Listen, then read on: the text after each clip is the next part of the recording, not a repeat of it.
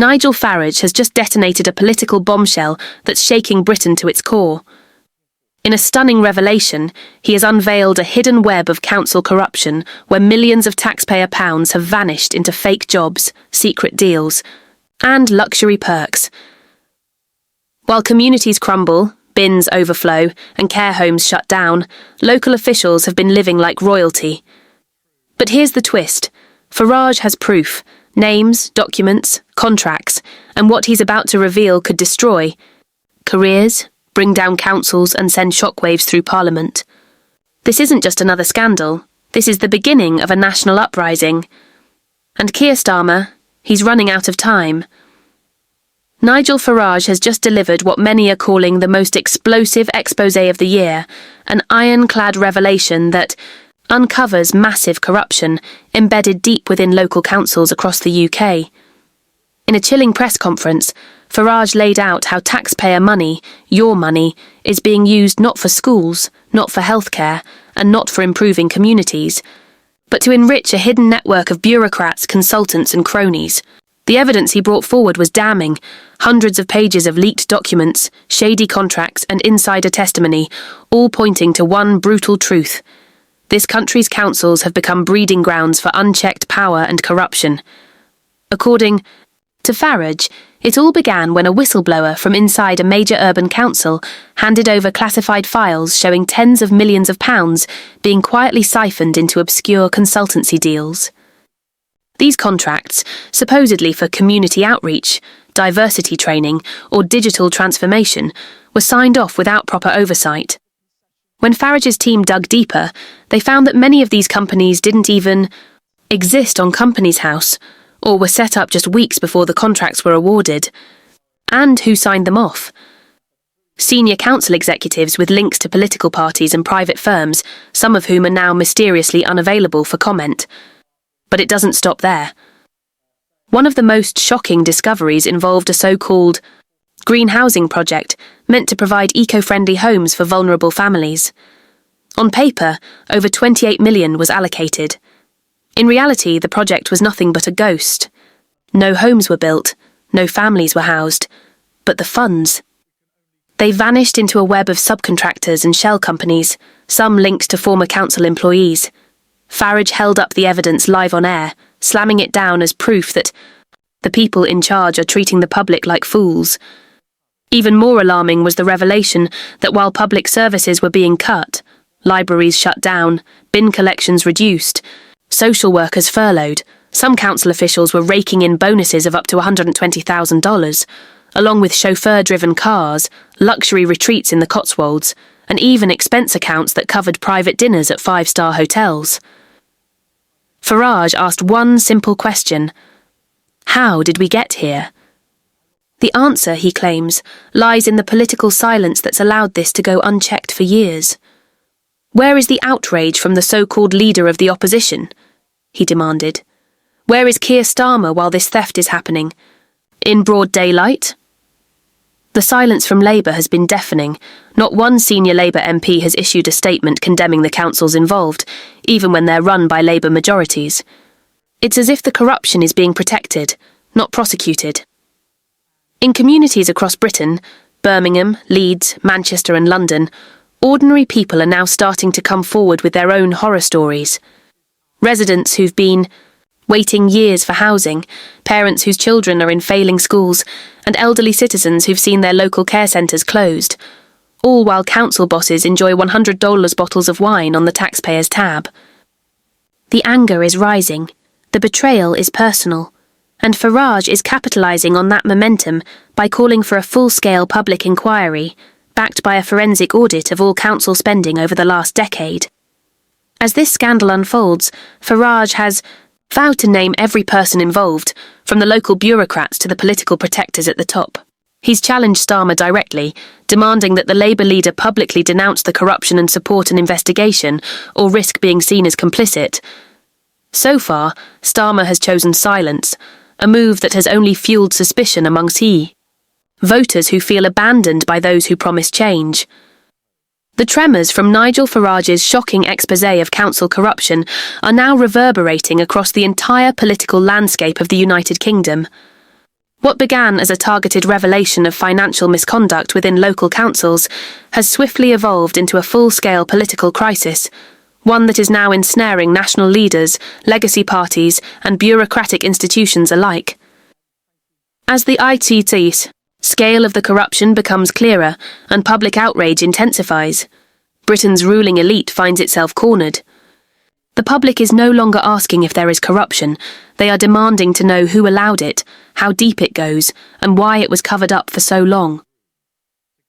Within just 48 hours of Farage's announcement, over a dozen councils are now facing urgent calls for internal audits.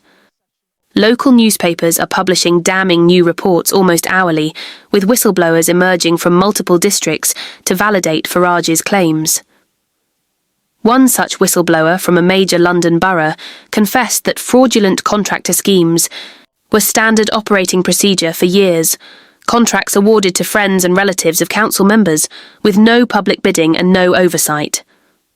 According to this source, attempts to report the misconduct were met with threats of job loss and legal intimidation. These fresh revelations have set off a domino effect, and the government can no longer look away. The reaction from the general public has been explosive.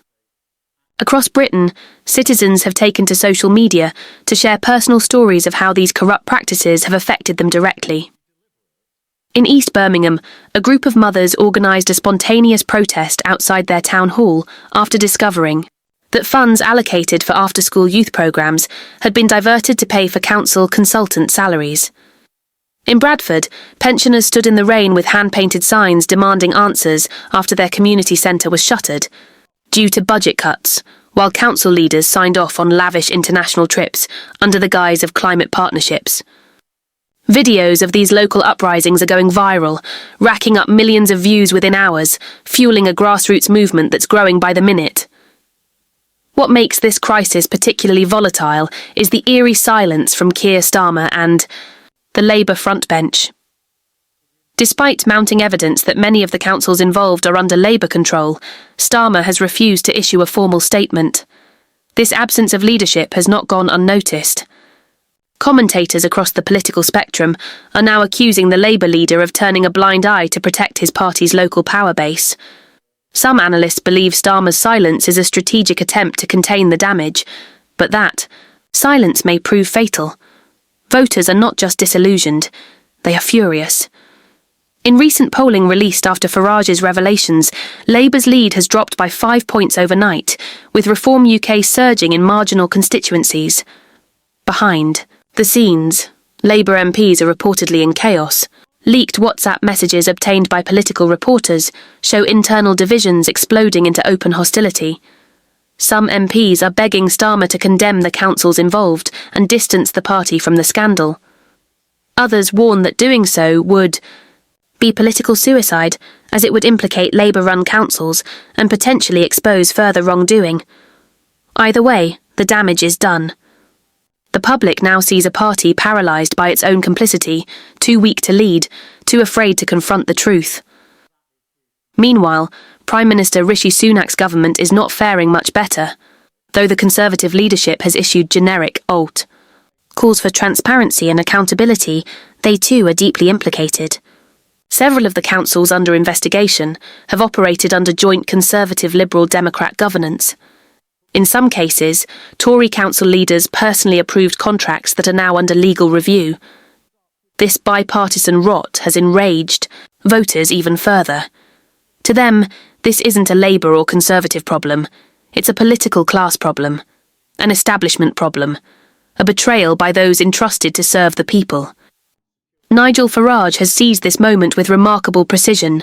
Capitalising on the public's anger, he has launched what he calls the Taxpayer Justice Campaign, promising to hold mass town hall events in every major city to expose local council corruption.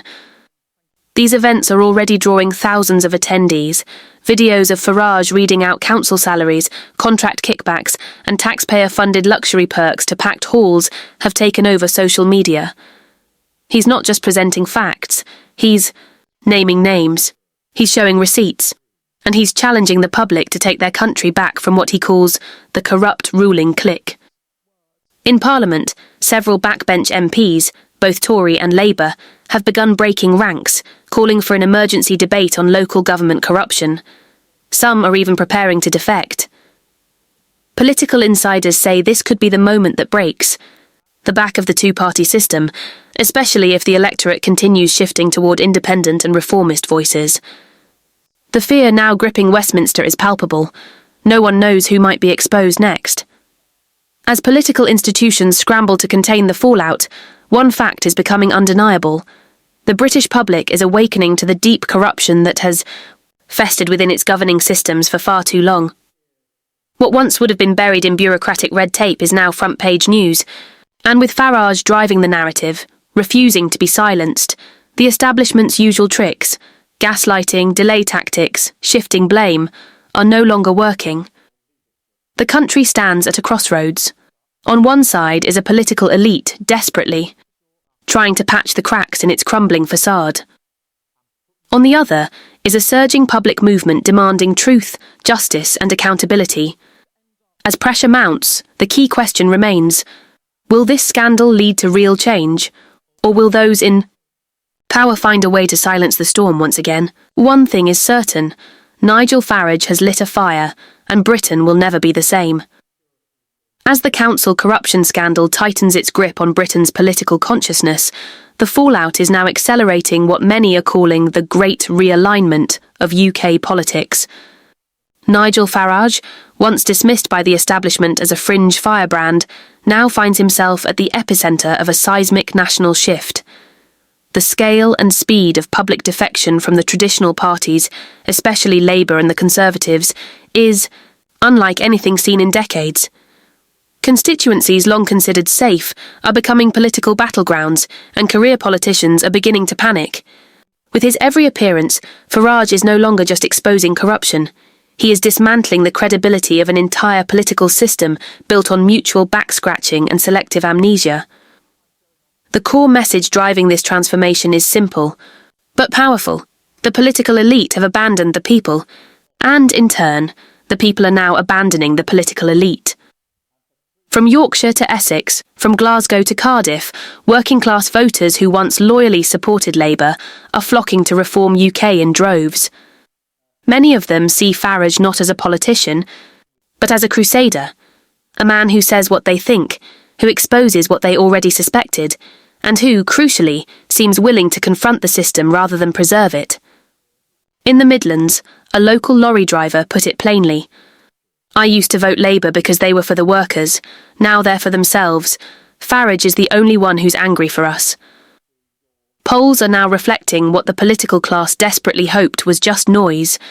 In the wake of Farage's council revelations, Reform UK has surged to 24% in national polling, overtaking the Conservatives in several key marginals. But the deeper story lies in regional numbers. In red wall constituencies, Reform is polling neck and neck with Labour. In coastal towns and rural counties, it's outright leading. The sheer momentum of this shift has blindsided political strategists. Focus groups show a growing distrust, not just in party politics, but in the very institutions meant to regulate them. The Electoral Commission, the BBC, even the Met Police, all are now seen through the lens of suspicion and establishment protectionism. For Farage, this environment is political gold. He's exploiting every weakness of the legacy parties, pointing out their shared failures on immigration, economic decline, and public services. In his latest speech in Stoke-on-Trent, he thundered, "Labour gave you empty promises. The Tories gave you austerity. They both gave themselves a pay rise." That line alone was shared over 3 million times in under 24 hours. It's not just what Farage is saying, it's how he's saying it. He speaks with the anger of a betrayed nation, and he makes complex failures feel like simple betrayals, traceable to names and faces that voters already know. As Farage rises, Westminster is unravelling. Conservative MPs are defecting in whispers, some holding quiet meetings with reform operatives, others preparing to step down entirely. The party of Churchill now finds itself caught in an existential crisis, torn between defending the indefensible and embracing radical reform. Meanwhile, Labour's internal fractures are deepening into gaping chasms. Senior Labour figures, once confident of a sweeping general election victory, are now facing brutal internal polling that suggests previously guaranteed seats could fall to Reform or independent candidates if action isn't taken fast. And yet, rather than face the music, Keir Starmer's team has chosen to double down on central control. Councils implicated in Farage's exposé have received quiet instructions, from Labour HQ to limit public comment and wait for directives.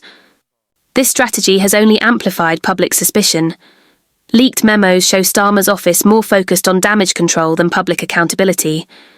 In one damning internal communication, a senior advisor warned that transparency risks exposing connections to national figures. In plain terms, the Labour leadership fears that a thorough investigation could lead straight to Westminster. All the while, Farage continues to draw blood. His investigative team has now promised further disclosures, this time targeting how taxpayer money was funneled into shell companies linked to council board members. According to early reports, several of these companies were registered to vacant properties or abandoned shops, classic signs of money laundering and fraud. The implications could be catastrophic. Already, multiple MPs are privately lawyering up, fearing that their past associations with local contractors or council donations could become front-page news.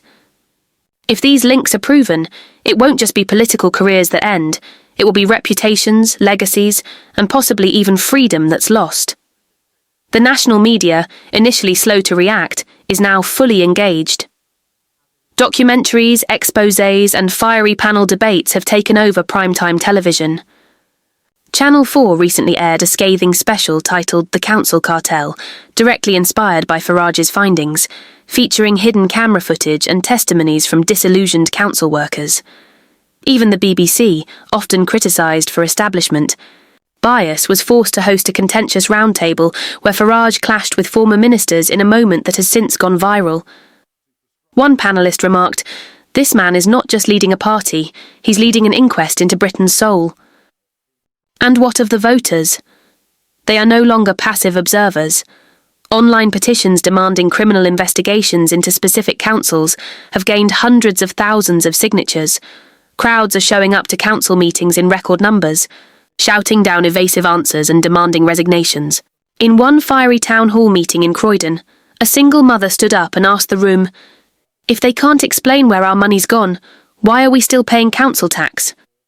The room erupted in applause. That question now echoes across the nation. This moment is no longer about one scandal or one politician. It is a reckoning. A system built on deference and inertia is facing its greatest threat. An awakened, enraged public, led by a man who thrives in conflict and refuses to play by the rules of polite politics. Farage is not asking permission, he is taking ground, and the establishment has no answer. With each passing day, the ground beneath Westminster shifts. Britain's political axis is tilting. Reform UK's momentum is real, its base is growing, and its leader is laser-focused on the prize, not just seats, but a revolution in how Britain governs itself. The next general election may not just change parties, it may change history. Britain stands at a breaking point. The corruption exposed in our councils, the silence from Westminster, and the arrogance of career politicians have pushed the public to the edge. For too long, the political elite have acted with impunity, stealing taxpayer money, ignoring public concerns, and protecting each other from consequences. But now, the tide is turning. Reform UK and Nigel Farage have thrown a spotlight on the rot at the core of British governance, and the people are waking up. If you're tired of broken promises, if you're angry about being lied to, if you believe it's time to take power back from the corrupt and the complacent, then now is the moment to act. Share this video, make your voice heard, demand accountability from your local council, question every decision, attend meetings, support real investigative journalism, and most importantly, vote with your eyes. Open. Britain belongs to its people, not the corrupt few who treat it like a playground for profit. The establishment will not fix itself. It fears change, it fears truth, and it fears you. Stand up, speak out, and join the movement demanding real reform, real justice, and real leadership. Subscribe for updates, comment your thoughts, and never let them silence your voice again. Together, we can bring this system crashing down and build something better in its place. The time is now.